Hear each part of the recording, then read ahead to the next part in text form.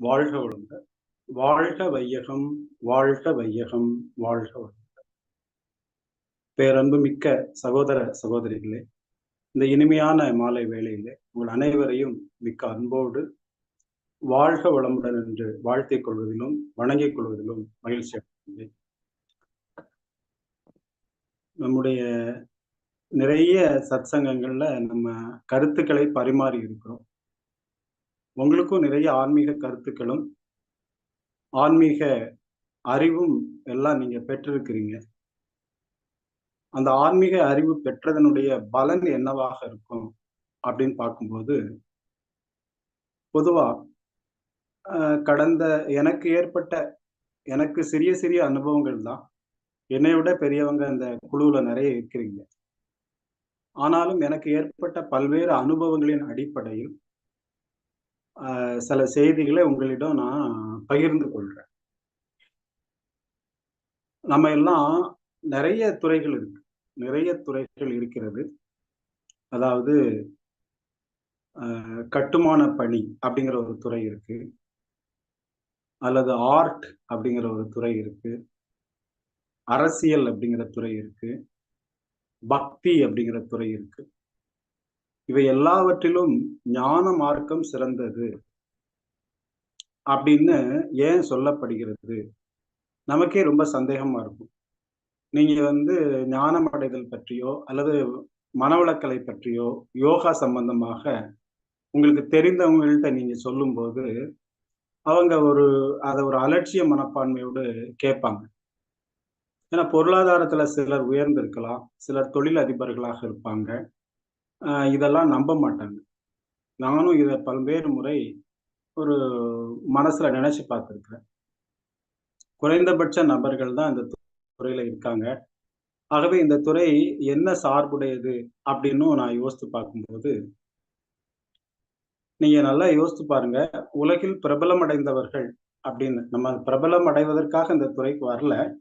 இருந்தாலும் இந்த உலகில் மிகவும் பிரபலம் அடைந்தவர்கள் யாரு? யாரு வணங்கத்தக்கவர்களாக இருக்கிறார்கள்? யாரு அதிகப்படியான மக்களுக்கு நன்மை செய்திருக்கிறவர்களாக இருக்கிறார்கள் என்று நீங்க பல துறைகளை எடுத்து பார்த்தீங்க அப்படின்னு சொன்னா, பல்வேறு துறைகளை நீங்க அலசி ஆராய்ந்து பார்த்தா, மிக பெரிய துறையாக இருக்கிறது வர்த்தகம். தொழில் இல்லாம ஒருத்தருக்கும் சம்பளம் இல்ல, வாழ்க்கை வசதிகளை ஏற்படுத்திக் கொள்ள முடியாது, அடிப்படை தேவைகளை பூர்த்தி செய்ய முடியாது. வர்த்தகம் என்பது மிகப்பெரிய விஷயம். துறை அல்லது நீதித்துறை இருக்கு, இப்படி எல்லாமே இருக்கு. ஆனா அதிக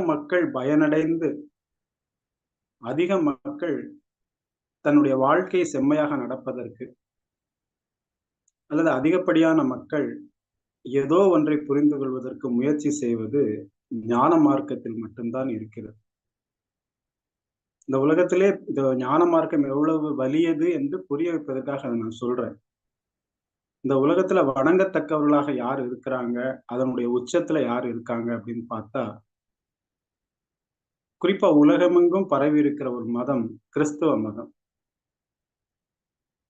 கிறிஸ்தவ மதம் இயேசுநாதனுடைய கருத்துக்களின் அடிப்படையில் அது உருவாக்கப்பட்டது. அவர் உருவாக்கப்பட்டது. அப்ப பல கோடி மனிதர்கள் இயேசுநாதரை அவர் ஒரு செயிண்ட் தான். அவர் ஒரு ஞானி, அவர் ஒரு ரிஷி, அவர் ஒரு யோகி எல்லாம் எடுத்துக்கொள்ளலாம். ஞான மார்க்கத்துல கடவுளுக்கு தனி வடிவம் கிடையாது. இயேசுநாதரை கடவுளாக நினைத்து வழிபட்டு அவருடைய கருத்துக்களை பின்தொடரக்கூடியவர்கள் தான் கிறிஸ்தவர்கள் என்று அழைக்கிறோம். அப்போ இந்த உலகத்துல முதன்மையாக இருக்கக்கூடிய மனிதர்கள் எங்கிருந்து தோன்றி இருக்கிறார்கள் அப்படின்னா, ஆன்மீக துறையிலிருந்து தோன்றியிருக்கிறார்கள்.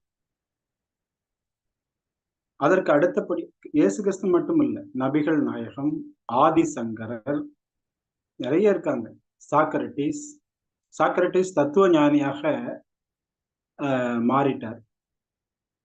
சாக்ரட்டிஸ் இயேசுநாதருக்கு முன்னாடியே உள்ளவர். அதுக்கப்புறம் உள்ள துறை எதுன்னு பாத்தீங்கன்னா அறிவியல் துறை. விஞ்ஞானிகள்லாம் இருக்காங்களா இல்லையா? அந்த விஞ்ஞானிகள்லாம் நமக்கு வாழ்க்கை வசதிகளை அல்லது வாழ்க்கையை எளிவுபடுத்துவதற்காக, எளிமை ஆக்கிக் கொள்வதற்காக, நம்ம கஷ்டப்படாம இருக்கிறதுக்காக பல விஷயங்களை கண்டுபிடித்து நமக்கு கொடுக்குறாங்க. குறிப்பா ஆல்பர்ட் ஐன்ஸ்டீன், ஐசக் நியூட்டன், இப்ப நம்ம அப்துல் கலாம் ஐயா அவங்க, நிறைய சயின்டிஸ்ட் இருக்காங்க. மேரி கியூரி, அவங்க யுரேனியத்தை கண்டுபிடிச்சாங்க. அப்புறம் அது போல நிறைய விஞ்ஞானிகள் இருக்கிறாங்க. அப்போ ஒரு நீங்க நல்லா பெருசாக யோசித்து பார்த்தாதான் தெரியும். இந்த ஞான மார்க்கம் என்பது எல்லாவற்றிலும் முதன்மையானதாக இருக்கிறது. இது மனிதரை சரியாக வழி நடத்துவதற்கு பயன்படுகிறது அப்படின்னு சொல்லி. ஏன்னா நம்ம குறிப்பிட்ட மனவளக்கலை அப்படிங்கிறது வந்து நம்ம மகரிஷி அவங்களே சொல்றாங்க, இது ஒரு சிறிய அமைப்புப்பா அப்படின்னு நல்லா அடக்கமா சொல்றாங்க. நம்ம செலவன் சின்ன ஒரு பெட்டி கடை வச்சிருந்தாலே என் கடையை போல இல்லைன்னு சொல்லலாம். ஆனா மகரிஷி இவ்வளவு பெரிய அமைப்பை உருவாக்கி தமிழ்நாடு முழுவதும் இந்த கலையை கொண்டு சென்று அனைவருக்கும் நல்ல விதமாக பயன்படும் வகையிலே கருத்துக்களை கூறியிருக்காங்க. இவ்வளவு கருத்து பெட்டகம் எந்த ஞானிகிட்டையும் இல்லை. குறிப்பா புத்தர் கூட சொல்ல மொழி இல்லாம திகைச்சிருக்கிறார். வள்ளலார் கூட கடைசி காலங்கள்ல அதை குழம்பி 6ஆம் திருமறைன்னு ஏற்படுத்தி அப்பதான் சொல்லியிருக்காரு. கரெக்டா அறிவுபூர்வமான ஆன்மீகத்தை முழுமையான வடிவுல கொடுத்தவர் வேதாத்திரி மகரிஷி அவங்கதான். அல்லது ஞானத்தை உணர்த்த முடியாதுன்னு சொல்லக்கூடிய துறையில ஞானத்தை புத்தக வடிவுல எழுதி கொடுத்தவர் அவர்தான். ஞானத்தை அறிவியல் பூர்வமாக அணுகி அதை இயற்பியல் பூர்வமாக உணர்த்தினவரும் வேதாத்திரி மகரிஷி தான். இதுக்கு முன்பு யாரும் இல்லை. வேறு மாதிரியாக உணர்வு பூர்வமாக சைக்கலாஜிக்கலாக சொல்லியிருக்காங்க. ஆனா இப்படி ஒரு டெக்னிக்கல்ங்கிறது தான் எளிதாக புரிய முடியும் மனிதனுக்கு. டெக்னிக்கல் அண்ட் நான் டெக்னிக்கல்னு இருக்கு. நான் டெக்னிக்கல் அந்த கவிதை அது இதெல்லாம் வரும். ஆனா டெக்னிக்கல்னா நீங்க ஒரு பல்ப் மாட்டினா எரியும், ஒரு சுவிட்ச் போட்டா லைட் எரியும், ஒரு அயன் பாக்ஸ்னா ஹீட் ஆகும், மெக்கானிசம் சரியாக இருந்தா பைக் நன்றாக போகும். அதே போல ஆன்மீகத்தை நமக்கு விவரித்தவர் தான் வேதாத்திரி மகரிஷி. அவருடைய உரையில ஒரு இடத்துல சொல்றாரு, உலக சமுதாய சேவா சங்கம் என்பது இந்த மக்களுக்கெல்லாம் ஞானத்தை போதிப்பதற்காக ஆரம்பிக்கப்பட்டது. இது ஒரு சிறிய அமைப்பு தான்ப்பா அப்படின்னு ஒரு இடத்துல சொல்றாரு. நான் அசந்து போயிட்டேன் அந்த இதை கேட்கும்போது. நம்மள்ட்ட ஏதாவது 4 விஷயம் தெரிஞ்சிருந்தா என்ன குதிக்கிறோம். மகரிஷி சொல்றாரு, இது ஒரு சின்ன அமைப்பு தான்ப்பா, இதன் மூலம் ஏதோ நம்ம நன்மை செஞ்சிருக்கோம் அப்படின்னு நம்ம நினைச்சுக்கிட வேண்டியதா அப்படின்னு சொல்றாரு. அவ்வளோ அடக்கம் மகரிஷிக்கு. அப்படி மகான்கள் பலர் மக்களை நல்வழிப்படுத்துவதற்காக, மக்கள் மனதிலே சமாதானத்தை ஏற்படுத்தி, பல துன்ப சூழ்நிலைகளிலிருந்து அவர்களை துன்பத்தை விடுவிக்க முடியாது. துன்பம் நமக்கு இருக்கும். ஆனா அந்த சூழல் நம்மளை பாதிக்காம இருக்கிறதுக்கான பாடங்களை கொடுத்து, அப்படி பல மகான்கள், சாக்ரட்டிஸினுடைய சீடர் பிளாட்டோ, அரிஸ்டாட்டில், அப்புறம் இயேசுநாதர், ரஷ்ய நாட்டுல தோன்றிய பல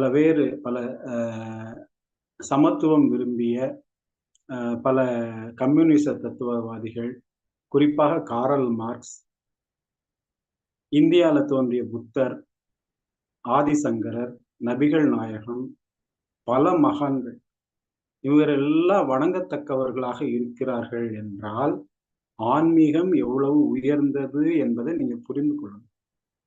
இதுல குறைவான எண்ணிக்கையில தான் மனிதர்கள் இருக்கிறாங்க. அதற்காக இதை குறைவாக மதிப்பிட வேண்டிய அவசியம் இல்லை.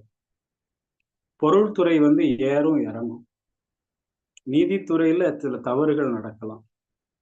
மருத்துவத்துறையில இப்போதைக்கு இருக்கிற மருத்துவத்துறை பத்தி உங்களுக்கு தெரியும். பல துறைகள் இருக்கிறது. பக்தி சார்ந்த ஆன்மீக துறையிலும் பல தவறுகள் நடக்கிறது. ஞான மார்க்கம் என்ற அத்வைத பாதையில் செல்லக்கூடிய பெரும் மகான்கள் இந்த உலகம் முழுக்க உலக மக்களால் வணங்கப்படுகிறார். அவங்கள ஆராதிக்கல. யாரும் சாக்ரட்டிஸுக்கு செல வச்சு ஆராதிக்கல. ஆனா அவருடைய கருத்துக்களை பின்பற்றி அவர்களை ஆராதிக்கிறார். ஆக ஆன்மீகம்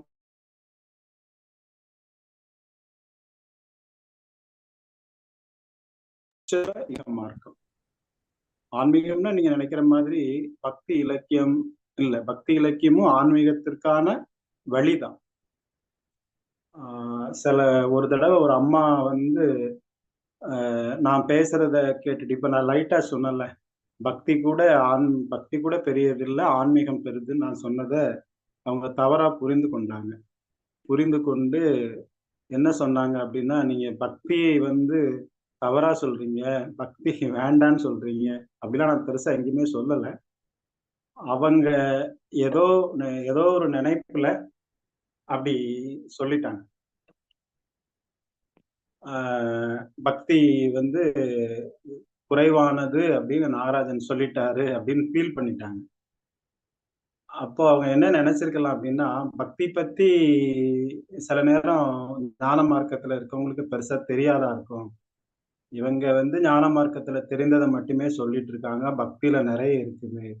அப்படின்னு அவங்க ஃபீல் பண்ணத நான் புரிஞ்சுக்கிட்டேன். ஆனா பக்தி மார்க்கம் என்பது மனிதருடைய ஒழுக்கத்தை நிர்ணயம் செய்வதற்கு மிக உதவிகரமாக இருக்கும். முக்கியமானது. அ நான் ஒண்ணும் பெரிய பக்திமான் கிடையாது. அதுக்காக சிறு வயதுல கடவுள் நம்பிக்கை இல்லாதவனும் இல்ல. குறிப்பா அந்த அம்மாவுடைய மனம் சமாதானம் அடையணுங்கிறதுக்காக நான் இப்ப இத சொல்றேன். அ சிறு வயதுல அ எங்க அம்மாலாம் விளக்கு முன்னாடி உட்கார்ந்து பாட்டுலாம் படிப்பாங்க. நான் சிறு பையனா இருந்தேன்னா படிக்கிறது, விளையாடுறதுனால அதுல நான் கவனம் செலுத்தல. வீட்லயும் பெருசா அதெல்லாம் சொல்லல. ஆனாலும் என் மனசுல நெறைய விஷயங்கள் பதிந்திருக்கு. உதாரணத்துக்கு இப்போ உங்களுக்கெல்லாம் தெரிஞ்சதுதான். மூஷிக வாகன, மோதக ஹஸ்த, சாமர கர்ண, விளம்பித சூத்திர, வாமன ரூப, மகேஸ்வர புத்திர அப்படின்னு பிள்ளையார கும்பிடுவாங்க ஒரு இதுல.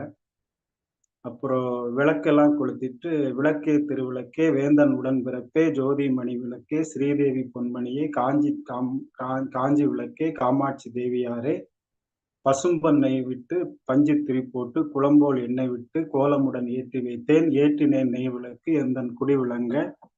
மாளிகையின் ஜோதி மாதாவைக் கண்டு மகிழ்ந்தேன். மாங்கல்ய பிச்சையுடன் மடிப்பிச்சையும் தாரும் அம்மா. கொட்டகை நிறைய குதிரைகளைத் தாரும் அம்மா." அப்படியே அந்த விளக்கு பாட்டு அப்படியே போயிட்டே இருக்கும். அதெல்லாம் என் மனசுல இருக்கு. பக்தியை ஒருபோதும் மகான்கள் தவறாக சித்தரிக்க மாட்டாங்க. அந்த வழியில நம்ம அந்த கல்விய கற்றுக்கொண்டதுனால, ஞான மார்க்கம் என்பது பக்திக்கு எதிரானதல்ல. நிறைய பாடல்கள்ல அர்த்தம் இருக்கு. குறிப்பா சபரிமலைக்கு செல்ற சிஸ்டம் ஆஃப் சபரிமலை. 41 நாள் விரதம் இருந்து, கால்ல செருப்பு போடாம நடந்து, அதெல்லாம் கடவுளுக்கானதல்ல. கடவுளுக்கானதல்ல. அது வந்து நம்மள வந்து ஒரு ஒழுக்க பழக்கத்துக்கு கொண்டு வரதுக்கான சிறந்த ஒரு ஒரு திட்டம். எனக்கு தெரிஞ்ச நெறைய நண்பர்கள் இருக்காங்க. சில சில சின்ன சின்ன கெட்ட பழக்கங்கள் இருக்கும். இந்த கார்த்திகை 1 கழுத்துல மாலை விழுந்து அவனுக்கு ஒரு உடம்புல புல்லரிச்சு அப்படி மறுநாள்ல இருந்து மாறுவான் பாருங்க. அவ்வளோ எஃபெக்ட் இருக்கு அதுக்கெல்லாம். இப்ப இத எதுக்கு சொல்றேன் அப்டின்னா, பக்தி மார்க்கமும் சிறந்தது தான். ஞான மார்க்கமும் சிறந்தது தான். எல்லாமே சிறந்தது தான். ஆனா அது ஒரு பாதை. ஞான மார்க்கத்துக்கு பக்தி மார்க்கம் ஒரு பாதை. இதுபோல நெறைய பக்தி சார்ந்த விஷயங்களை நான் படித்திருக்கிறேன். குரு ராமதாசர்ட்ட இருந்து நெறைய அதாவது அ நாத பிரம்மம் அப்படின்னு சொல்லக்கூடிய தியாகராஜ கீர்த்தனைகள். அதுலலாம் பக்தி சார்ந்தா வரும். குறிப்பா ராமர் பக்தி. ஒரு இடத்துல கிருஷ்ணர் பக்தி. ஆ அப்படிலாம் நெறைய இருக்கு. ஆக பக்தி மார்க்கம் என்பது எந்த வகையிலும் குறைவுபட்டதல்ல. ஆனா நம்ம என்ன செஞ்சுர்றோம், ஆ கடவுளுக்கு எல்லாம் குடுக்குறோம். கடவுள் தான் நமக்கு எல்லாம் குடுக்கணும். மாறாக கடவுளுக்கு ஏதாவது குடுத்து, எனக்கு ஏதாவது தா என்று கடவுளிடம் கேட்கிறோம். அது மக்களுடைய அறியாமையை தவிர பக்தி மார்க்கத்துல அப்படி இல்ல. ஏன்னா ராமருக்கு வந்து அவருடைய அந்த மீன் பிடிக்கிறவன் குகன். குகன் என்ன செய்றான் அப்படின்னா, மீன சமைச்சு கொண்டு குடுக்குறான். ராமர் மீன் சாப்பிட மாட்டாரு. சாப்பிட்டாரான்னு தெரியல. சாப்பிட மாட்டாரு. ஆனா ராமர் என்ன செய்றாரு, குகன் தானே அவன் பேரு எனக்கு சரியா ஞாபகம் இல்ல. அவன வந்து தன்னுடைய சகோதரனாக இணைத்துக் கொள்கிறார். அப்போ அந்த இடத்துல என்ன காமிக்கிறாங்க, கொடுக்கிற பொருளை விட அந்த நபர் காட்டும் பரிவும் அன்பும் ரொம்ப முக்கியம்னு அன்பை தான் அந்த இடத்துல வெளிப்படுத்தி ராமருக்கும் அவருக்குமான நட்பை ஏற்படுத்துறாங்க. 4 சகோதரர்கள் நாங்க இருக்கிறோம். உன்னோட சேர்த்து 5 அப்படின்னு சொல்றாங்க. அதுக்கப்புறம் ஆஞ்சநேயரை தன்னோடு இணைத்து அவரையும் தனக்கு இணையாக வைத்துக் கொள்றார் ராமர். அப்படி எல்லா இடத்திலையும் பக்தி சார்ந்து சொல்லக்கூடிய விஷயம் என்னன்னா, ஞானம் சார்ந்த அன்பைத்தான் சொல்லிட்டே வராங்க. ராமாயணம் என்பது தனிமனித ஒழுக்கத்தை வலியுறுத்துவது. பிறன் மனை நோக்கா பேராண்மைன்னு வள்ளுவர் சொல்வார். அந்த ஒரு கருத்தை வலியுறுத்துவதற்கு ராமாயணமும், பிறர் பொருளை அபகரிக்கிறவன் இப்படிதான் ஆவான் அப்படிங்கிறதுக்காக ராவணனையும், ராமரே ஆனாலும் பெண்ணை தவறாக நினைக்கும் போது சிக்கல்ல மாட்டுவான் அப்படின்னு ராமரையும், இந்த கதை உங்களுக்கு தெரியும்னு நினைக்கிறேன். ராமர் சீதாவை ஏதோ ஒரு வார்த்தை சொல்லிட்டாங்க அப்படின்னு சொல்லி சீதா சங்கடப்பட்டு பிரிஞ்சு போயிடுவாங்க. இப்படி அந்த கதையிலேயே இருக்கு. ஆக பக்தி மார்க்கம் என்பதை நம்ம எப்படி எடுத்துக்கிறது அப்படின்னு சொன்னா, இப்படி ராமாயணம் மகாபாரதத்துல நிறைய கருத்துக்கள் இருக்கு. அதுல ஆழ்ந்து போகும்போது நம்முடைய வாழ்க்கை, இது ராமாயணம் என்பது பெண் அந்த விஷயத்துக்காக எழுதினது, மகாபாரதம் மண் அப்படிங்கிற விஷயத்துக்காக எழுதப்பட்டது, சுருக்கமா சொன்னா.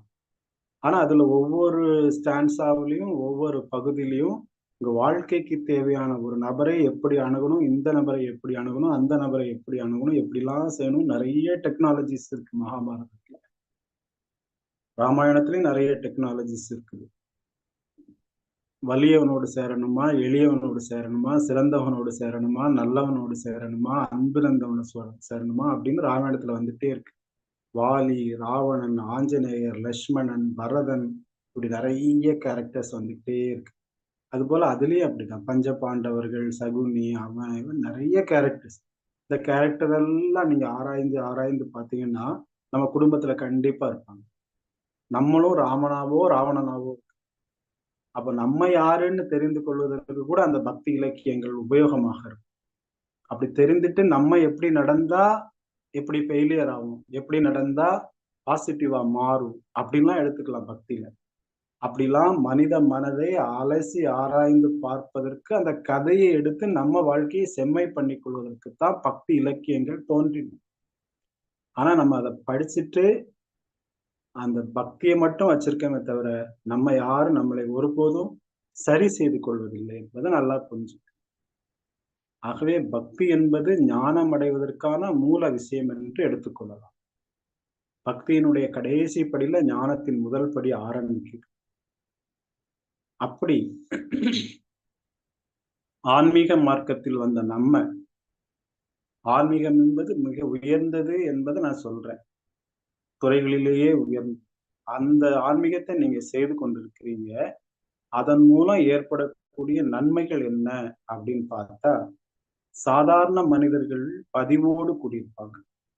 இந்த பதிவுகள் அவர்களுக்கு அவர் அந்த பதிவை கழிப்பதற்கான துன்பத்தை கொடுத்து, அந்த துன்பம் அந்த பதிவு நீங்கும் வரை அந்த துன்பம் தொடர்ந்து கொண்டே இருக்கும். சிம்பிளா சொன்னா, ஆன்மீக பாதையில் உள்ளவர்களுக்கும் பதிவுகள் இருக்கும். ஆனா தொடர்ந்து தவமும் தற்சோதனையும் செய்து கொண்டே இருப்பதனால, அதே போன்ற பதிவுகள் ஆன்மீகவாதிக்கு இருந்தாலும், நீங்க தொடர்ந்து இறை கலப்போட இருக்கிறதுனால, இறைநிலை என்பது உங்களிடம் நட்பு கொண்டிருக்கிறது.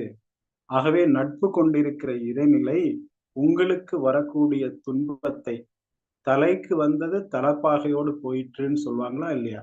அதை போல அது மாற்றிடும். அதை போல அது மாற்றிடும். எனக்கு நிறைய உதாரணங்கள் இருக்கு. நிறைய அனுபவங்களும் இருக்கு. ஆக ரீசெண்டா எனக்கு தெரிந்த சிலர் வீட்டுல நடந்த துன்பங்கள்லாம் தாங்க முடியாததாக இருக்கு. ஒரே நாள்ல 2 மரணம். ஆக்சிடென்ட் இல்ல, நார்மல் டெத். ஒரே நாள்ல 2 மரணம். அப்படி இது நான் சொல்ல விரும்பல. நிறைய துன்பங்கள் இருக்கு. அவங்களால அதுல இருந்து வெளியே வரவும் முடியல, ரெக்டிஃபை பண்ணவும் தெரியல. நம்ம ஆன்மீகத்தை பற்றி சொன்னா புரியவும் இல்ல. ஆனா அந்த அளவுக்கு நெருக்கடி கொடுக்கக்கூடிய துன்பம் ஆன்மீக பாதையிலே செல்பவனுக்கு வரும். ஆனா அவன் துன்பமா இருக்கே நினைத்து முடிக்கிறதுக்குள்ள அந்த துன்பம் அகன்று போகும். ஏன்னா ஒரு ஒரு பதிவை நீக்குவதுக்கே நம்ம ரொம்ப கடினம். ஒரு பதிவு. நீங்களே நினைச்சு பாருங்க. உங்க வாழ்க்கையில யாருக்காவது நீங்க துன்பம் செஞ்சிருக்கீங்களான்னு நினைச்சு பாருங்க. நினைச்சு பாருங்க. இப்ப நினைச்சா ஒண்ணும் தோணாது உங்களுக்கு. நானும் எல்லாருக்கும் நெறைய தொந்தரவு பண்ணியிருக்கேன். படிக்கிற காலத்துல. அ நெறைய நெறைய தொந்தரவு பண்ணியிருக்கேன். எனக்கு இன்னும் மனச விட்டு மாறாத ஒரு சின்ன நிகழ்ச்சி. அது ரொம்ப கஷ்டமா இருக்கும் எப்ப நினைச்சாலும். நான் ஒரு எந்த கிளாஸ்ன்னு தெரியல. அரவுண்ட் 8த் ஸ்டாண்டர்ட் இருக்கும். அப்போ எங்க வீட்டு பக்கத்துல ஒரு பொண்ணு. மகாலட்சுமின்னு பேரு. அந்த பொண்ணுக்கு 2 கண்ணும் தெரியாது. அப்போ ஒரு நாள் நாங்க அந்த பிள்ளைங்களுக்கெல்லாம் குடுப்போம், வைப்போம், எல்லாமே செய்வோம். ஒரு நாள் விளையாடிட்டு இருக்கும்போது அந்த மகாலட்சுமி 2 பலூன், ஆ 2 அழகான பெரிய பலூன். யாரோ ஒரு பலூன் வாங்கி குடுத்தாங்க. அப்போ அந்த மகாலட்சுமி அப்படியே வச்சுட்டு வருது. நான் வந்து என்ன ஒரு தேவையில்லாம என்ன செய்தேன், பின்ன வச்சு அந்த 2 பலூனையும் குத்திட்டேன். குத்துனதும் பலூன் உடைஞ்சுட்டு. யாருக்கு உடைச்சான்னு அதுக்கு தெரியாது. பலூன் எப்படி இருக்குன்னு தெரியாது. என்ன கலர்ல இருக்குன்னு தெரியாது. நார்மல் பசங்கள்ட்ட பண்ற சேட்ட போல அந்த கண்ணு தெரியாத பிள்ளைட்ட நான் பண்ணுட்டு, எனக்கு அந்த அன்னைக்கு மறுநாள் அந்த சின்ன பையனா இருக்கும்போது மறுநாள் கஷ்டமா இருந்தது. அப்புறம் மகாலட்சுமிக்கு எங்க அம்மாட்ட சொல்லி பலூன்லாம் வாங்கி குடுத்தேன்னு வச்சுக்கிடுமே. அப்போ நம்ம மனசுக்குள்ள எவ்வளவு பெரிய ஒரு கொடூரம் இருந்திருக்கு. ஒரு கண்ணு தெரியாத புள்ள வச்சிருக்கிற ஒரு பொருள நான் அழிக்கிறேன். அப்ப அந்த பொண்ணுக்கு அத பத்தி ஒண்ணுமே தெரியவும் செய்யல. ஒரு வக்கிரம் எனக்குள்ள இருந்திருக்குன்னு நான் புரிந்துகிட்டேன். அப்போ இது ஒரு பதிவு எனக்கு. இது போல நெறைய பதிவுகள் இருக்கும். கோடிக்கணக்கான பதிவுகள்லாம் இருக்கும். அந்த பதிவுகளை சாதாரண மனிதர்கள் தாண்டி வருவதற்கு முன்பு, அவர்கள் அவர்களுடைய வாழ்க்கையில அனுபவிக்கக்கூடிய துன்பம் இருக்கு பாருங்க. கடுமையானதா இருக்கும். யாரோ ஒருத்தங்க பண்ணியிருப்பாங்க. அந்த துன்பம் இக்காலத்துல உள்ள குழந்தைங்கள பாதிக்கும். நெறைய விஷயம் மென்டலி ரிட்டார்டட் சைல்டு இருக்கு. ஏன் இருக்கு? ஊனமுற்ற சில்ட்ரன் இருக்கு. ஏன் பிறக்குது அப்படி? இப்படி நெறைய விஷயங்கள் நடக்குது. ஆக்சிடென்டல் டெத்து அப்படி எல்லாமே நெறைய விஷயங்கள் துன்பங்களாக டெத் மட்டும் நெறைய பொருளாதார நஷ்டம், அழிந்து போகக்கூடிய பெரும் குடும்பங்கள் இப்படிலாம் பதிவுகள் இருக்கு. ஆனால் ஆன்மீக பாதையில தினமும் தவம் செய்து 4 பேருக்கு நன்மை செய்ய முடியாட்டாலும் பரவால்ல. யாரையும் துன்பப்படுத்தாம, யாருக்கும் துன்பம் கொடுக்காம, மனைவியானாலும், கணவனானாலும், குழந்தைகளானாலும், உறவினர்களானாலும் எட்ட நின்று சாட்சி போல இருந்து கொண்டு, அவர்களுக்கு முடிந்த உதவிகளை செய்து, அவர்கள் நல்லதும், தீயதும் செய்யும்போது பொறுத்துக்கொண்டு, கடமைய அந்த இடத்துல சரியா செய்துட்டு, பிறருக்கு துன்பம் கொடுக்கக்கூடிய எண்ணம் இல்ல, சொல் செயலை செய்யாம இருந்தாலே, அது மிகப்பெரிய விஷயம். அப்போ நல்லா கேளுங்க. இந்த இந்த கவிதை உங்களுக்கு தெரிஞ்சதுதான். சித்தர் கவிதை. "திளைக்கும் வினை கடல்" எல்லாருக்கும் இருக்குன்னு சொல்றாங்க. "திளைக்கும் வினை கடல், தீர்வுறு தோணி, இழப்பினை நீக்க இருவழி உண்டு." அதாவது எல்லா மனிதருக்கும் அந்த வினை முன்னாடி செய்தது, அந்த 7 தலைமுறையா செய்த வினை எவ்வளவு இருக்காம்? கடல் அளவு இருக்குதாம். "திளைக்கும் வினை கடல், தீர்வுறு தோணி." அந்த அந்த வினைய கடக்கிறதுக்கு தீர்வுறு தோணி, இழப்பினை நீக்க இருவழி உண்டு. 2 வழி. "திளைக்கும் வினை கடல் தீர்வுறு தோணி, இழப்பினை நீக்க இருவழி உண்டு, தனக்கும் அக்கிளைக்கும்." நீ நல்லா புரியணும் இந்த கவிதைய. வழக்கமா சொல்ற கவிதை தான். திருப்பி திருப்பி எதுக்கு ஆசிரியர்களால் சொல்லப்படுதுன்னா, தனக்கும் அக்கிளைக்கும் தான் செய்த பாவங்கள், தான் செய்த பதிவுகள் நீங்க வேண்டும்.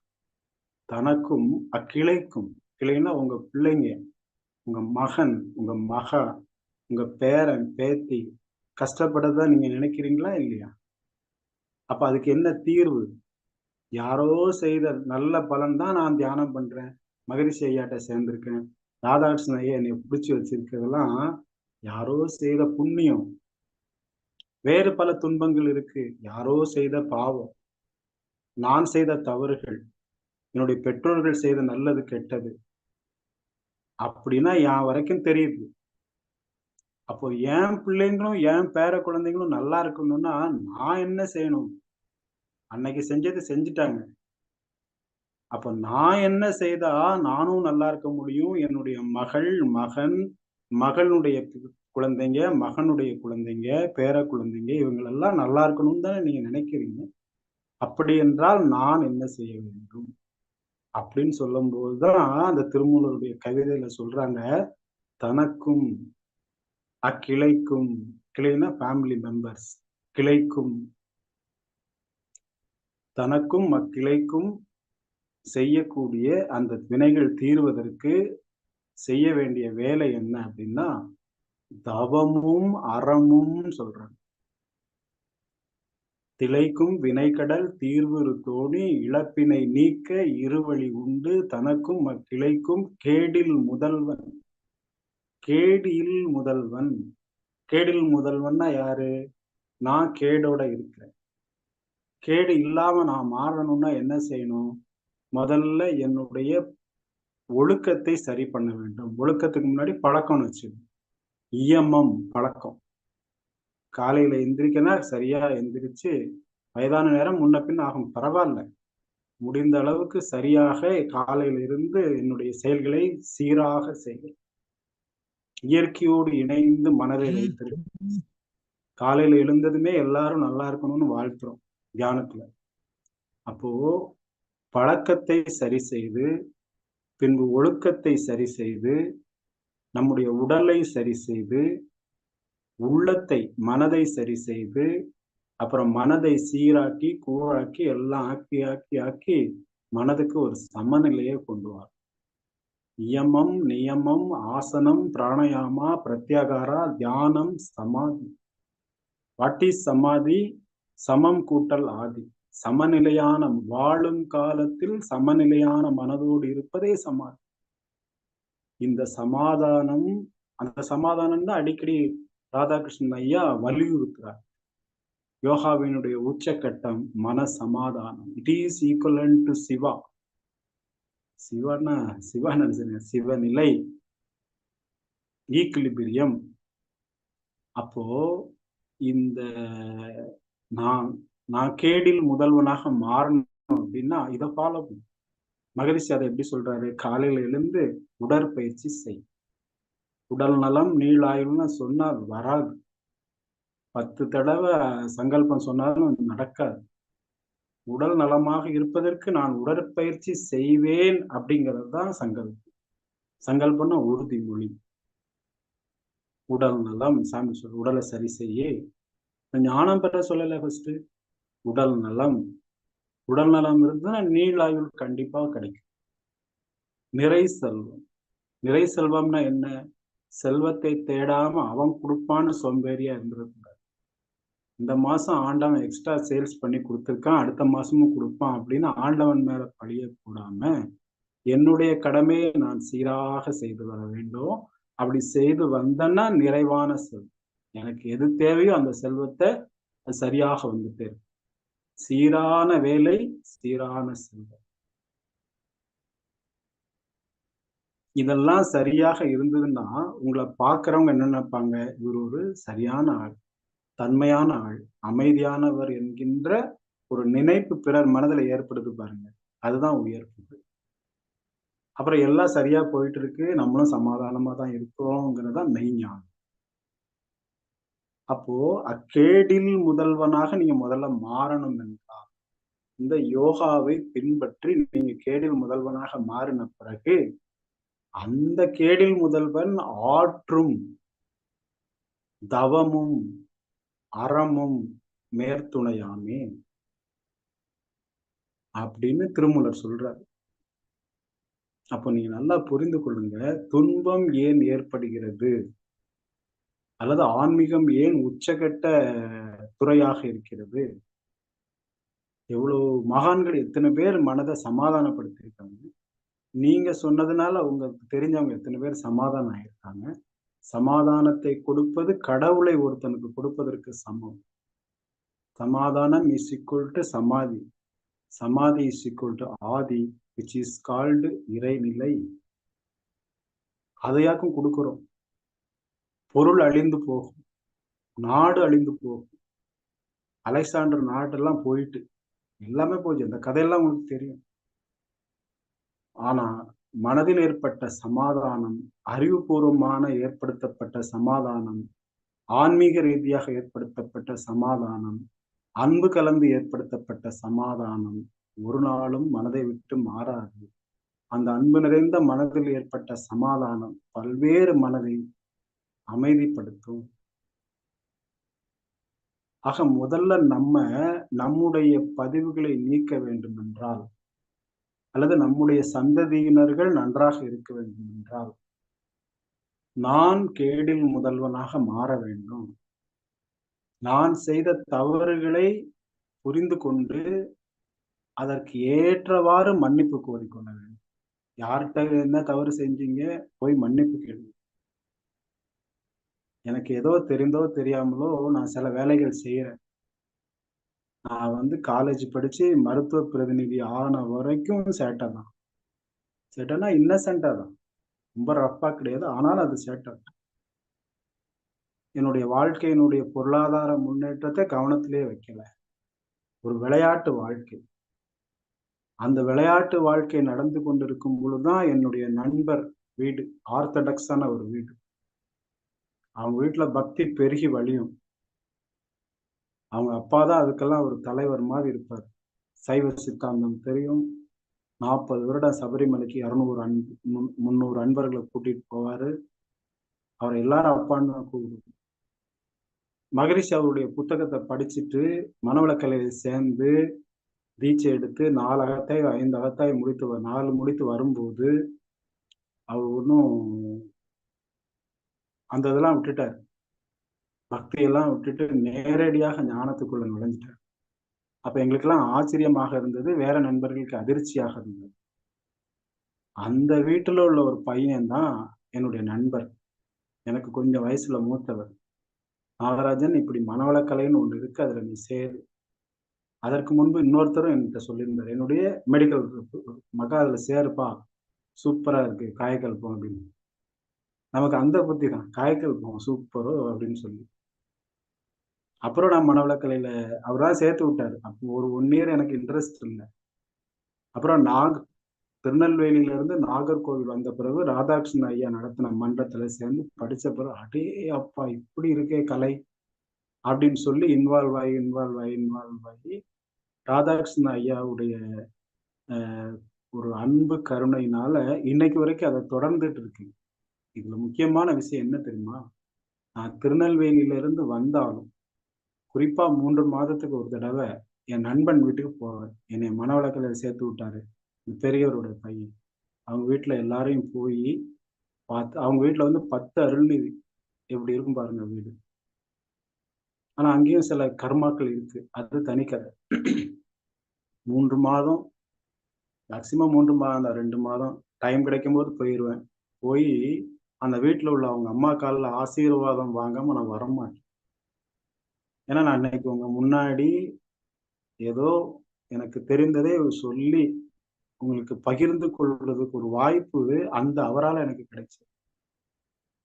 அவரை மறந்திருந்தா அது ஒரு பதிவாயிரும்.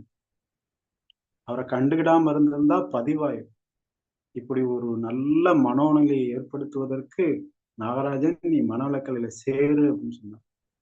நாகர்கோயிலுக்கு வரும்போது சொன்னாரு, நாகர்கோயில் தான் உனக்கு சரியான இடம், நீ பாளையங்கோட்டையில சரியா படிக்கல அப்படின்னு சொன்னார். அப்போ அப்படிலாம் நமக்கு உதவி செய்தவர்களுக்கு இது ஒரு உதாரணம் தான். நீங்களும் நிறைய செய்திருப்பீங்க. சிறு வயதுல உங்கள்ட்ட அன்பு செலுத்தினவங்க யாருன்னு உங்களுக்கு தெரியுமா? நீங்க 5 வயது குழந்தையா இருக்கும்போது உங்க அம்மா யார்ட்டையாவது விட்டுட்டு போயிருப்பாங்க. அவங்க எவ்வளவு பாதுகாத்திருப்பாங்க உங்களை. எனக்கு தெரிந்து எங்க ஒரு மென்டலி ரிட்டார்டட் சைல்டு பக்கத்து வீட்டுல உண்டு. நாங்க நிறைய வீட்டுல வாடகைக்கு இருந்தனால வெரைட்டிஸ் ஆஃப் கேரக்டரை மீட் பண்ணியிருக்கோம். அந்த சைல்ட எங்க அம்மாட்ட விட்டுட்டு போவாங்க. அந்த அம்மா, எங்க அம்மா அந்த பையன் வாயில எச்சிலாம் உழுவும். அவனுக்கு சாப்பாடுலாம் ஊட்டி, அவன் சாப்பிட முடியாது, என்னெல்லாமோ செஞ்சு சாப்பிட வச்சு தொடச்சி நீட்டாக்கி முகத்தெல்லாம் கழுவி பவுடர்லாம் போட்டு நீட்டா வைப்பாங்க. அதே போல எனக்கு ஏதாவது சிறு வயதுல பக்கத்து வீட்டு அம்மா ஏதாவது செய்திருப்பாங்க தானே. எனக்கு பள்ளிக்கு யாராவது சைக்கிள்ல கொண்டு விட்டுருப்பாங்க தானே. ஒரு சிறு வயதுல ஒரு 8 வயசு 9 வயசு வரைக்கும் நம்மள மகிழ்ந்து பார்த்தவங்க எத்தனை பேர் இருப்பாங்க, எத்தனை 100 பேர் இருப்பாங்க. இப்படி நமக்கு முன்னாடி நமக்கு நன்மை செய்தவங்க நெறைய இருக்கிறாங்க. அந்த நன்மைக்கெல்லாம் நன்றி எங்க போய் சொல்றது? எங்க போய் சொல்றது? அதுக்கு தான் சொல்றாங்க, "நீ யாருக்காவது ஏதாவது நல்லத செய்." ஒவ்வொரு மதத்திலயும் சொல்றாங்க, "நீ சம்பாதிப்பதுல 1%, 2%, 3% தர்மம் பண்ணு." அப்படின்னு. தானமாவது, தர்மமாவது பண்ணு அப்படின்னு சொல்றாங்க. அப்போ ஆன்மீகம் என்பது ஒரு மனிதனை தூயோனாக்கக்கூடிய துறை. மத்த எல்லா துறையிலும் 2 கட்டம் இருந்துகிட்டே இருக்கு. நன்மை, தீமை. ஆன்மீகம் என்பது ஒரு மனிதனை தூயோனாக்கி, தூயோன்னா அன்பு நிறைந்த நெஞ்சம் உடையவனாக மாற்றி, அவன் பிறருக்கு உதவி செய்யும்போது அவனோடு இறைநிலை இணைந்து அருளுடைய மனிதனாக அவனை மாற்றுகிறது. அதனாலதான் இறைநிலை தவத்தை கொடுத்து நமக்கு மகரிஷி வந்து அருள் நிதி, அருளை நிதியாக பெற்றவன் என்று டைட்டில் குடுக்கிறார். நீங்க நல்லா யோசிச்சு பாருங்க. உங்கள்டம் அருள் இருக்கிறதா? அப்ப அருள் இருக்கணும்.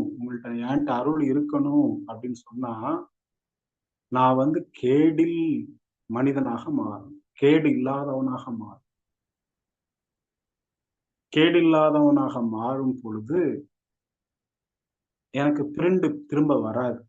இருக்கக்கூடிய பதிவுகளும் அழிக்கப்படும். நான் தவறு செய்யாததுனால, இனிமேல் பதிவுகளும் ஏற்பட போறதில்ல. ஆகவே என்னிலிருந்து பிறிதொன்றுக்கு இந்த பதிவுகள் செல்வதற்கு வாய்ப்பில்ல. உங்களுடைய மரணத்திற்கு பிறகு உங்களுடைய ஆன்மா தூயதாக இருக்கும். கண்டிப்பாக உங்களுடைய ஆன்மா உங்க குடும்பத்தாரிடம் இணையும். நம்ம நெறைய பேர மன்னிக்கிறது இல்ல. மனைவியை மன்னிக்கிறது இல்ல. கணவனை மன்னிக்கிறது இல்ல. பட்டுக்கொண்டே பிறருக்கு சங்கடத்தை ஏற்படுத்திக் கொண்டே இருக்கிறோம். அப்படியான்னு யோசித்து பாருங்க. ஒரு துறவி போல இருந்து, ஒரு சாட்சியாளனாக இருந்து, நீங்க உங்க குடும்பத்த கவனித்து பாருங்க. நீங்க ஒரு அன்பு நிறைந்த மனிதராக மாறுவீங்க. ஏன்னா உங்களுக்கு பிடித்தது போல எல்லாம் நடக்கணும்னு நெனைக்கிறீங்க. ஆகவே உங்களிடம் ஒரு எதிர்பார்ப்பு, ஏமாற்றம், பல்வேறு மனோநிலைகள், பல்வேறு பதிவு. எனக்கு தேவைக்கு பெருசா ஒண்ணும் வேண்டாம். 3 நேரம் சாப்பாடு, என்னுடைய கடமைய மட்டும் கரெக்ட்டா செய்றதுக்கான இறைநிலையின் ஆசீர்வாதம். அந்த 2ம் இருந்தா போதும். மத்தபடி எனக்கு ஒண்ணும் இல்ல. குடும்ப உறுப்பினர்களுக்கு, நண்பர்களுக்கு நன்மை ஏதாவது செய்ய முடியுமா? அப்படின்னு அடுத்த கட்டத்துல சிந்திக்கும் பொழுது, உங்களிடம் அவர்களுக்கு வெறுப்பு வராது. அல்லது உங்களுக்கு அவர்கள் மேல் வெறுப்பு வராது. வெறுப்புக்கு அங்க இடம் இல்ல. நீங்களே நல்லா யோசித்து பாருங்க. உங்களுக்கு ஒரு சின்ன துன்பம் இருக்கு. சின்ன பிரச்சனை. உடல் நலத்துல ஒரு பிரச்சனை. டெய்லி அவஸ்தையா இருக்கு. இது வேற இப்படி இருக்குப்பா. வாழ்க்கையில நான் படாத கஷ்டமா, இந்த கஷ்டம் வேற. மருந்து மாத்திரையோட அலையிறேன். ஆண்டவன் இவ்வளவு பெரிய துன்பத்த குடுத்துட்டான்னு அப்படிலாம் மனசு பல பேரா சொல்லும். ஒரு துன்பம் இருக்கு சொல்லிட்டே இருக்கும். மறுநாள் ஒரு பெரிய துன்பம் வந்துச்சு. சும்மா ஜாலிக்கு சொல்றேன். உங்க பையன் ஒரு பொண்ண கூட்டிட்டு வந்தான். இது பெருசா இருக்காது. அந்த ஐய்யய்யோ! அந்த பொண்ண கூட்டு வந்து இப்படி கேவலப்பட்டு போச்சு. அப்படியாச்சு, இப்படியாச்சுன்னு நம்ம மனச சொல்றேன். படாத பாடுபடும். உறக்கம் வராது. அப்படி ஆகும், இப்படி ஆகும். மனசு படபடன்னு இருக்கும். 4 பேர் என்ன சொல்லுவாங்க? அப்படி இப்படின்னு ஒரு துன்பம். ஒரு உதாரணத்துக்கு தான் சொல்றேன். ஒரு சின்ன துன்பம் இருக்கு. உடல் நலம் இல்லாம இருக்கிறது ஒரு துன்பம். அந்த துன்பம் வந்த உடனே இந்த துன்பம் இருக்காது. அது பெருசாயிரும். அப்புறம் அது கொஞ்ச நாள் கழிச்சு அதெல்லாம் சரியாயிடும். சரியாயிட்டுன்னு வச்சுக்கிடுவோம். அந்த விஷயம் ஏதோ சரியாயிட்டு. அதுக்கப்புறம் நீங்க இத விட அந்த பெரிய துன்பம் சரியானதும் கொஞ்சம் அமைதி அடைய வேண்டியதுதானே! வாழ்க்கையிலேயே பெரிய துன்பத்தை சந்திச்சு, நான் நிம்மதி ஆயிட்டேன். இனிமேல் சரியா இருந்து உடல சரி பண்ணுவேன்னு நிம்மதி அடைய வேண்டியதுதானே! அடைய மாட்டீங்க. அது சரியாயி அதுக்கு ஞாபகம் இல்லாத உடனே, திருப்பி இந்த உடல ஞாபகம் வரும். ஐய்யய்யோ! உடல் சரியில்லை. அப்ப நீங்க நல்லா சீர்தூக்கி ஆராய்ந்து பாருங்க. உங்க மனம் தான் அந்த துன்பத்தை பிடிச்சு வச்சுக்கொண்டு அத பெருசாக்கிட்டே இருக்கு. துன்பத்தை தீர்ப்பதற்கான முறைகளையும், வழிகளையும் கையாளாமல், அத பிடித்து வைத்துக் கொண்டு பட்டுக் கொண்டிருக்கிறது உங்க மனம். அந்த மனதை வளப்படுத்தும் போது தான், அது அறிவாக மாறி, இந்த துன்பங்கள்லாம் இப்படி வருகிறது, ஆகவே இந்த துன்பம் வராமல் இருப்பதற்கு என்னுடைய வாழ்க்கையை நான் அமைத்துக் கொள்வேன் என்கிறதா மனவளக்கலை. கடைசி வரைக்கும் துன்பம். ஆனா அது என்ன பாதிக்காது, அதை பாதிக்க விட மாட்டேன். துன்பம் இருக்கட்டும், ஆனா பாதிக்க விட மாட்டேன். ரமணருக்கு கேன்சர் துன்பம் தான். ஆனா அவர் கண்டுக்கிடவே இல்லை. அது வரும், அது ஒண்ணு அது போகும், இல்லாட்டா நம்ம போகும். ரெண்டே தான். அதாவது கேன்சர் நினைச்சு டெய்லி சொரிஞ்சிட்டே இருக்குங்க. அவரு ஞானத்திலே தான். அந்த அளவுக்கு ரமணர் அளவு பக்குவம் இல்லாவிட்டாலும் முதல்ல இதை புரிந்து கொள்றதுக்கு நம்ம பக்குவம் இல்லை. ஹூ யூ ஆர், நீங்க யாரு அப்படின்னா வேதாத்திரி மகரிஷி என்ற இந்த நூற்றாண்டு தந்த பெருமகன். புத்தர் கூட ஃபுல்லா கொடுக்கலங்க. அவர் கொடுக்கறதுக்கு மொழி இல்லை. அவருக்கு நிறைய விஷயங்கள் வச்சிருக்காரு, அன்னேபிள் டு கிவ். அவருக்கு மொழி இல்லை கொடுக்கறது. மகரிஷிக்கு மொழி வளம், நவீன யுகம், புத்தகமா எழுதி கொடுத்திருக்காரு. அவ்வளோ மகானுடைய சீடர் நீங்க. அப்போ எவ்வளவு சிந்திக்கணும், நீங்க எவ்வளவு ஒர்க் பண்ணணும். நீங்க இயலாமை இருக்கக்கூடாது. எவ்வளவு பெரிய கஷ்டம் வந்தாலும் பார்க்கலாம். ஒண்ணும் உங்களால முடியலையா, மகரிஷி என்ன சொல்றாருன்னு பார்ப்போம். மகரிஷி என்ன சொல்றாருன்னு உங்களால பார்க்க முடியலையா, பக்கத்துல இருக்கிற உங்க நண்பர்கிட்ட, நண்பர்னா மனவளக்கலையில உங்களுக்கு சீனியர் யாராவது வந்து அவர்கிட்ட கேட்டு பாருங்க. அது சரி செய்யப்படும். ஆகவே பேரன்பு மிக்க சகோதர சகோதரிகளே, ஆன்மீகம் என்பது நீங்க நினைக்கிற மாதிரி குறைந்தபட்ச நபர்கள் தான் இருக்கிறாங்க. நம்ம ஆன்மீகம் பேசினா யாரும் கண்டுக்கிட மாட்டாங்க அப்படின்னு நினைக்க வேண்டாம். அதே போல ஆன்மீகம் என்பது பக்திக்கு எதிரானது அல்ல. பக்தியின் பல விஷயங்களை களைந்தால் பக்தியில பல விஷயங்கள், அதாவது எளிமையான மக்களுக்காக, அறியாத மக்களுக்காக ஏற்படுத்தப்பட்ட சடங்கு சம்பிரதாயங்களா நீக்கி விட்டு பார்த்தா இந்த பக்தி என்ற மலருக்கு உள்ளாக இருக்கக்கூடிய வாசனை தான் ஞானம். ஞானமும் பக்தியும் வேறு வேறு. சில சடங்கு சம்பிரதாயங்கள் மக்களுக்கு புரிப்படுவதற்காக ஏற்படுத்தப்பட்டது. அதெல்லாம் விளக்கிட்டு பாத்தீங்கன்னா அதுக்குள்ளாக இருக்கிறது ஞானம் தான். ஆகவே பக்தி மூலமாக, ஞானத்தின் மூலமாக ஏதோ ஒரு வகையில நம்முடைய மனதை சீர்தூக்கி கொள்ளணும். மனதை சீர்தூக்கி பார்த்து மனதை செம்மைப்படுத்தி, மனதை செம்மைப்படுத்தினா ஒண்ணு வேண்டாம்னு திருப்பியும் திருமூலர் சொல்றார். மனமது செம்மையானால் மந்திரம் ஜெபிக்க வேண்டாம், மனமது செம்மையானால் வாசியை உயர்த்த வேண்டாம், மனமது செம்மையானால் வாயுவை உயர்த்த வேண்டாம், மனமது செம்மையானால் மந்திரம் செம்மையான், மனதினுடைய திறம் செம்மையா. உச்சபட்ச மன தைரியத்தோடு, தூய மன தைரியத்தோடு. அருவாள் வச்சுட்டு தைரியம் இருக்கலாம், அது வேற. மன தூய்மையுடன் கூடிய தைரியத்துடன், உண்மையோடு கூடிய மன தைரியத்துடன் தான் முனைமுகத்து நில் அப்படின்னு பாரதி சொல்றாங்க. இங்க இங்க நில்லு, பயப்படாத அப்படின்னு சொல்றாங்க. இறையின் அரசாட்சி உனக்கு உள்ளாகவே இருக்கிறது, பியர் நாட் அப்படின்னு இயேசு கிறிஸ்து சொல்றார். முருகர் படத்தை கீழே போட்டிருக்காரு, யாம் இருக்க பயமே. யாமும் த கிங்டம் ஆஃப் காட்லினஸும் ஒண்ணுதான். முனைமுகத்து நில், இங்க நில்லு, டோன்ட் ஒரி அப்படின்னு பாரதியார் சொல்றார்.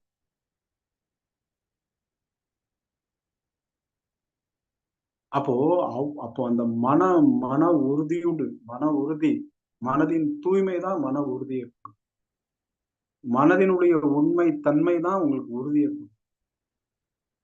அப்படி மன உறுதியோடு உண்மையோடு இருக்கிற பட்சத்துல எவ்வளவு பெரிய துன்பம் வந்தாலும் நீங்க சைலண்டா தான் என்ன நடக்குதுன்னு பார்ப்போம். அப்படி நடந்தா என்ன செய்யணும், ஒரு 5-6 ஐடியா உங்களுக்கு ஆட்டோமேட்டிக்கா வந்து, இப்படி செய்தா இது, இப்படி செய்தா இப்படி செய்தா இது, இப்படி செய்தா இது, இப்படி செய்தாதுன்னு ஒரு 5 minimum 5 ideas you will get. நீங்க அந்த ஐடியாவை பயன்படுத்தி அந்த விஷயத்தை நீங்க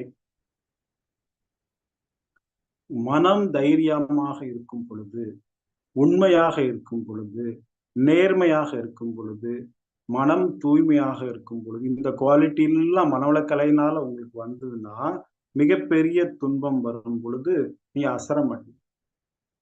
உங்களுக்கு நிறைய அல்லது தேவையான அளவுக்கு மனம் தகவல்களை கொடுக்கும். அந்த தகவல்கள் அந்த பிரச்சனையை தீர்ப்பதற்கு வழி சொல்லும். அந்த வழி வருவதனால சீக்கிரம் அந்த பிரச்சனை நீங்கும். But you have to two meditation. தவம் செய்வார் தன் கர்மம் செய். ஆக அப்படியெல்லாம் இருக்குது. ஆகவே உங்களுக்கு கிடைத்திருப்பது அதுதான் மகரிஷி திருப்பி சொல்றாரு. உங்களுக்கு ஒரு பொக்கிஷம் கொடுக்கப்பட்டிருக்கிறது. மனவளக்கலை என்கின்ற பொக்கிஷம் உங்களுக்கு கொடுக்கப்பட்டிருக்கிறது அப்படின்னு மகரிஷி சொல்றாரு. இந்த பொக்கிஷத்துக்குள்ள டைரக்டா சொல்றேன். அந்த பொக்கிஷத்துக்குள்ள நிறைய இருக்கு. அதுல ஒண்ணுதான் உள்ள தூய்மை, உள்ள உறுதி. ஆகவே பேரன்புமிக்க சகோதர சகோதரிகளே, ஆன்மீகம் என்பது மிக சிறந்த துறை. இந்த உலகத்தின் இறுதி நாள் வரை ஆன்மீக பெரியவர்களின் புகழ் ஓங்கி நிற்கும். அவருடைய கருணை எல்லா மக்களுக்கும் இருக்கும். அந்த கருணையை யார் கண்டு கொள்கிறார்களோ, யார் கண்டுபிடிக்கிறார்களோ, அவர்கள் மன அமைதியுடன் வாழ்வார். அந்த மன அமைதியுடன் வாழக்கூடியவர்கள் எவரோ, அவருடைய சந்ததியினர் மன அமைதியோடு வாழ்வதற்கு மிகப்பெரிய வாய்ப்பு ஆன்மீகத்தின் வழியாக காத்திருக்கு. ஆகவே உங்களுக்கு கிடைத்த அந்த ஆன்மீகம் என்ற பாதையில தைரியமாக பயணம் செய்யுங்கள். மன உறுதியோடு இருங்க.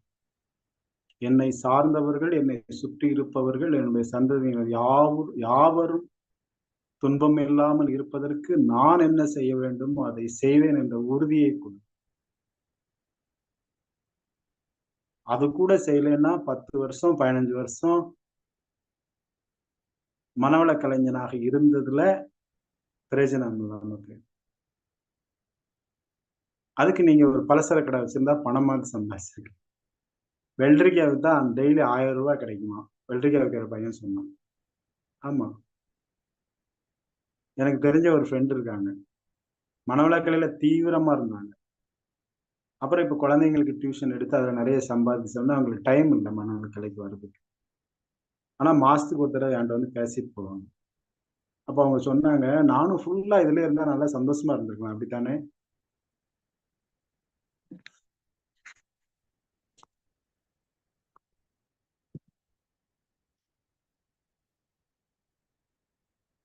ஆக பல வருடங்கள் நீங்க மனவளக்கலையில இருக்கீங்க அப்படின்னு சொன்னா, அதை பயனுடையதாக மாற்றுங்கள் என்று கேட்டுக்கொண்டு இந்த சிந்தனை உரையை நிறைவு செய்கிறேன். நன்றி, வணக்கம், வாழ்க வளமுடன்.